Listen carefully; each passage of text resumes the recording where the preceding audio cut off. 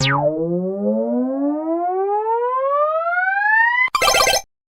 afternoon, good evening, and good night, or good morning, or wherever the hell you are. Welcome back to another video of Sega Saturn Month. This is the final one. This is the final video of Sega Saturn Month. I've pumped out 6 videos this month, which is quite crazy. Really should have waited till September to do this, because then it could have been Sega Saturn September, but here we are.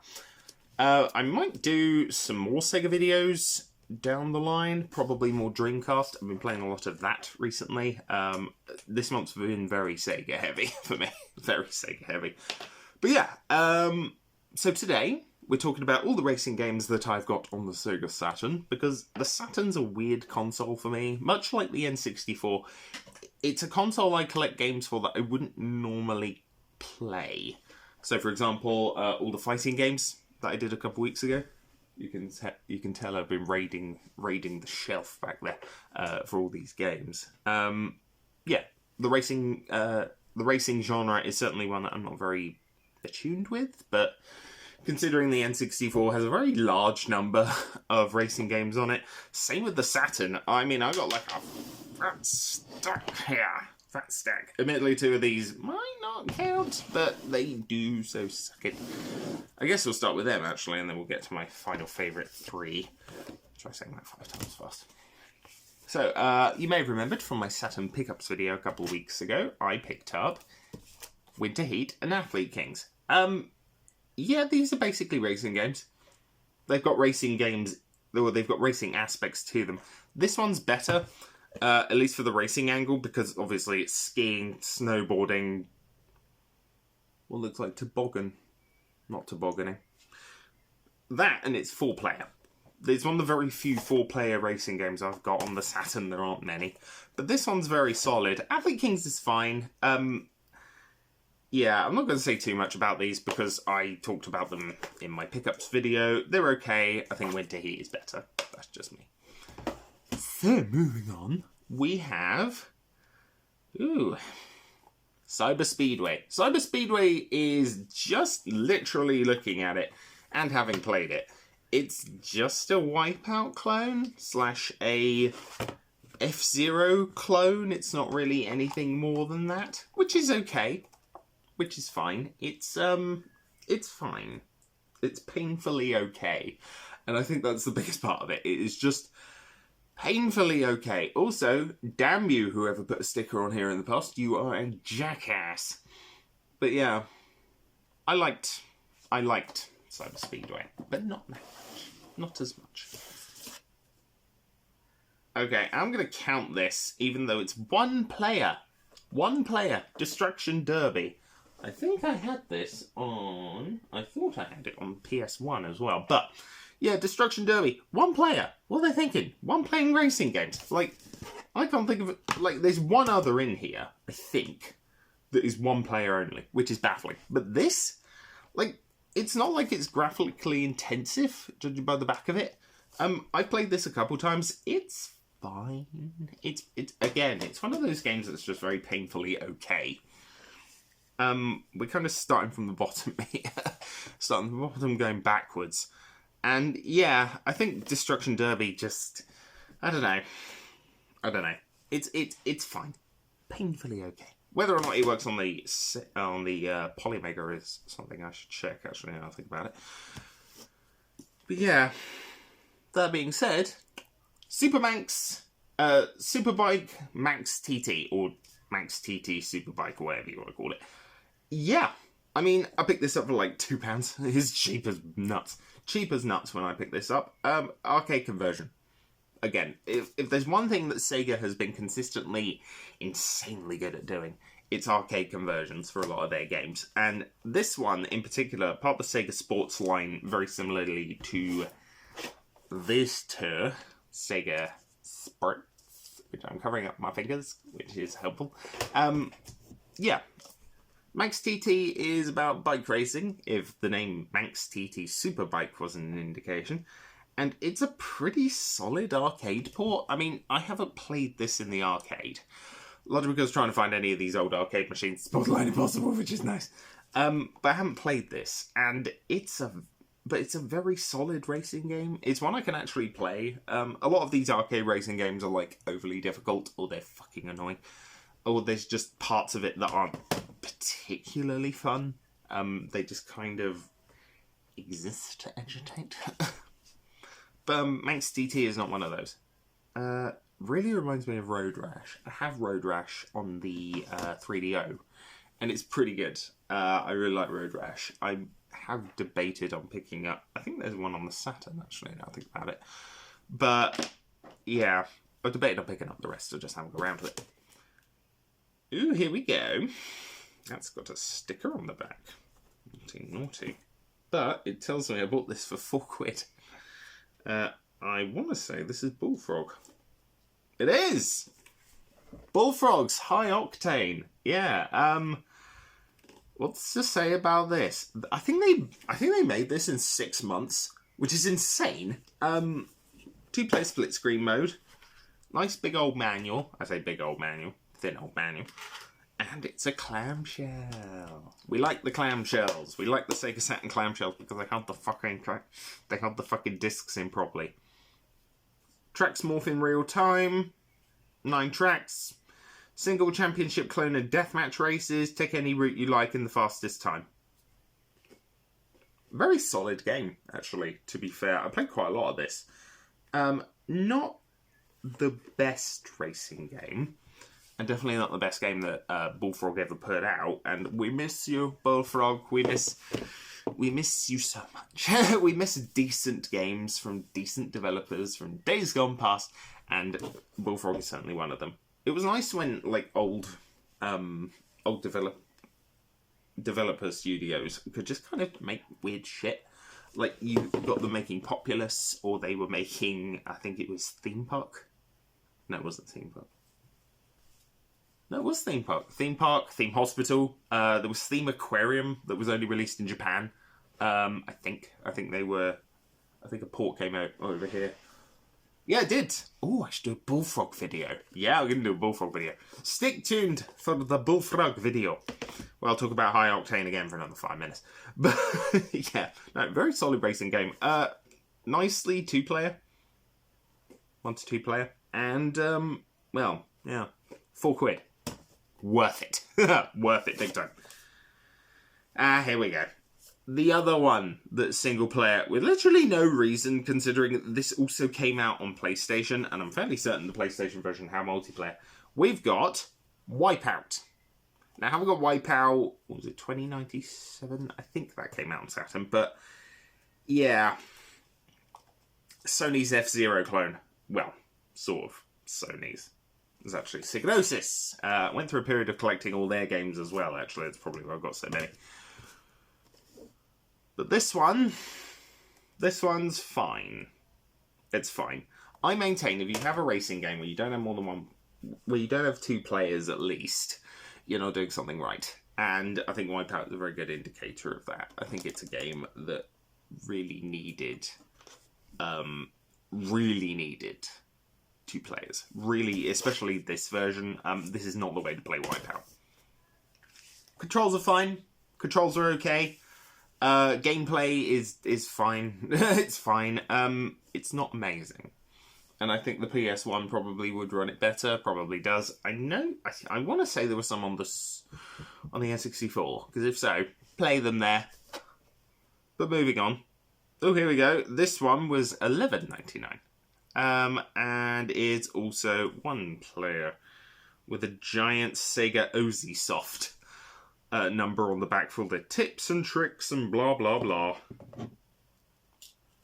I don't think I can pull that sticker off without breaking it.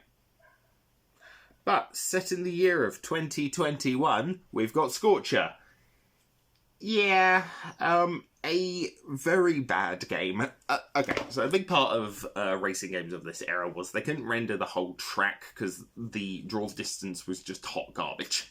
It was hot garbage. And it had to render it stage by stage, so you never really knew where you were turning. Scorcher in particular is very, very good at hiding that, to be fair, from what I remember. Very similarly to Total Wipeout. To a little degree. high octane. The other games I've talked about? No. But yeah. Bike Racer, futuristic one. Very similar. Very similar to high octane. I prefer high octane over Scorcher. It's fine. It's very painful. Again, it's another one of those games that's very painfully okay. And the fact that it's single player only is a real kick in the teeth. A real kick in the teeth. I think that is terrible. I think that is just not very good. Not very good at all. Okay. Well, I'm sure if you've walked into an arcade and heard the words Daytona, you'll have heard of Daytona USA. This is not the best version of Daytona, quite frankly. It's fine. I prefer Daytona 2001 on the Dreamcast, and I prefer Daytona Championship Circuit Edition. Now, this one runs very well in comparison to this. Just honestly a step up in every conceivable way. And I like Daytona a lot. I really like Daytona. There's very few racing games of this era that I'm actually super duper into. Just very few. Anytime I hear like an arcade machine screaming Daytona whenever I walk past like a seaside resort, I'm in there like a flash, and I've spent probably about £5 playing it because I love that game. I love that game. And to have, like, you know, these two on the Saturn, very, very, very cool. There was a third, though. So, for those of you who don't know, the Saturn had online play.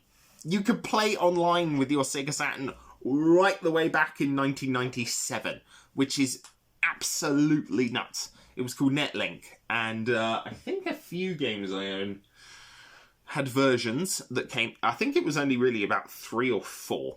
There are only about 3 or 4 games that had this. So the Sega Netlink basically allows you to connect to anyone, sort of, in your area that had a Saturn, and you could sort of play online with it. Now, you had Daytona, Daytona Netlink Edition, one of the flat-out most expensive games for the Saturn. I have not been able to find it for a decent price, and quite frankly, I don't think I'd want to.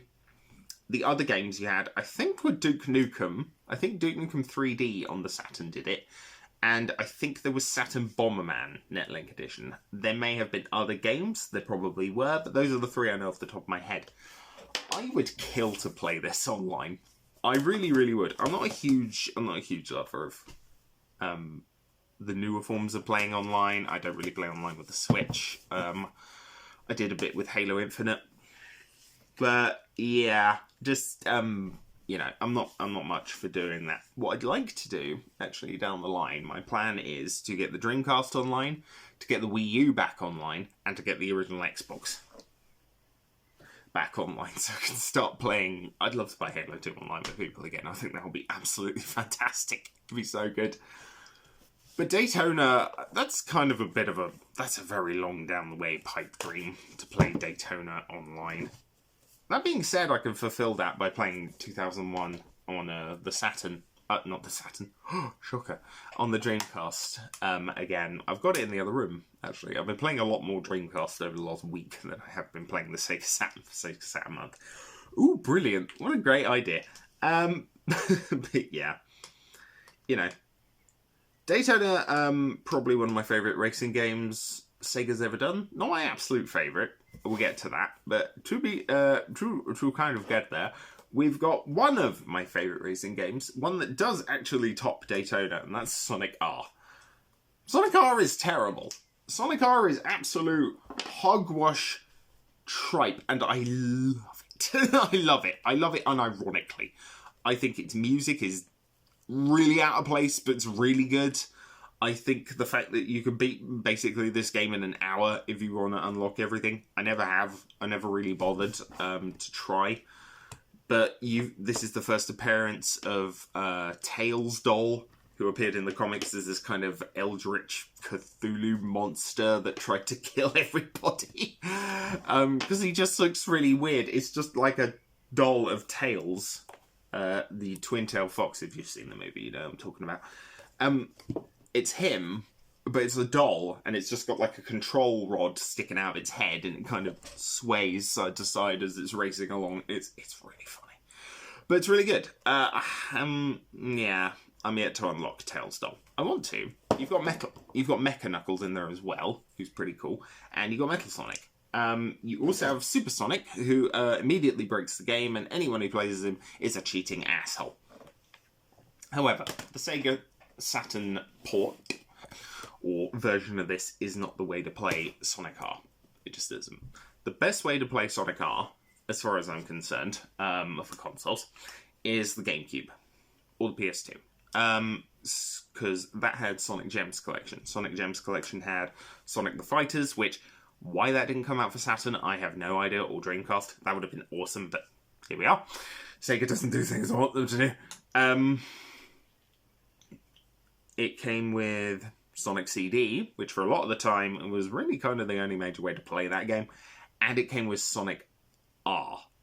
And not only that, it came with the PC version. So there was a PC version of Sonic R, much like there were a lot of PC versions of Sega games back in the day.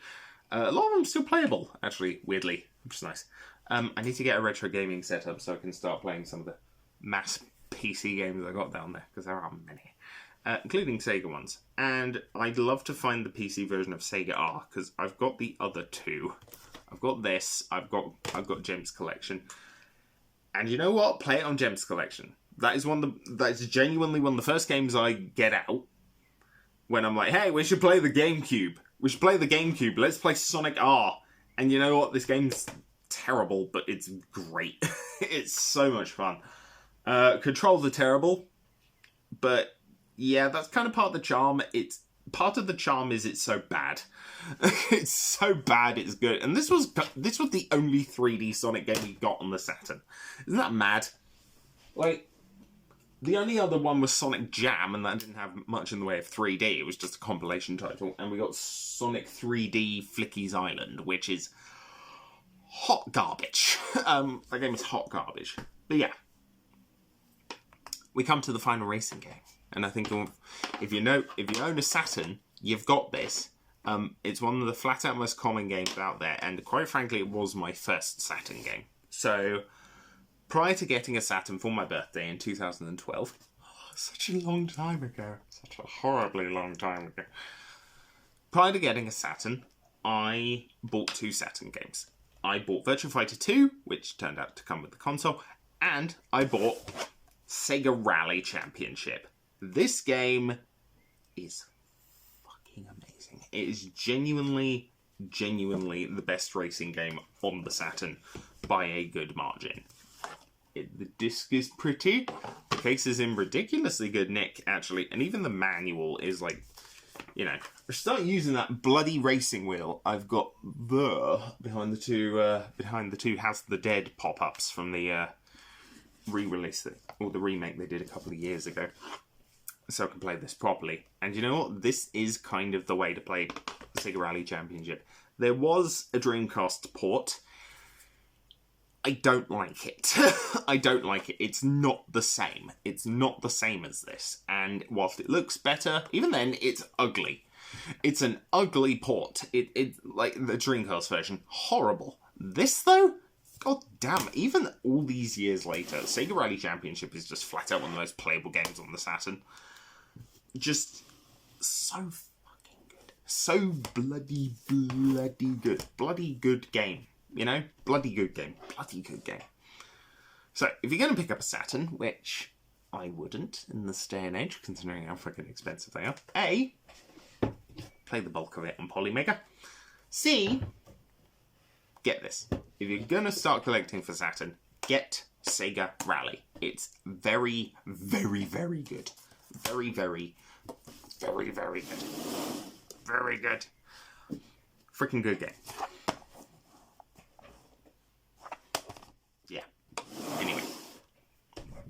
That's all my racing games. I hope. I think I might have missed one. Does Bland Machine Head count? I don't think it does. No, got them all. Bully. Got them all. Fantastic. So, that's it for Sega Saturn Month, guys. We'll see what I do next week, to be fair. I'm not entirely sure. We may do something with the Wii U. I haven't played the Wii U in a while. So I might talk about the Wii U, maybe my top 10 Wii U games. If that's something of interest, let me know. That'd be great. And that's it. That's it. Thank you for sticking with me through 6 videos of Sega Saturn. And I look forward to next month. So, that is me signing out.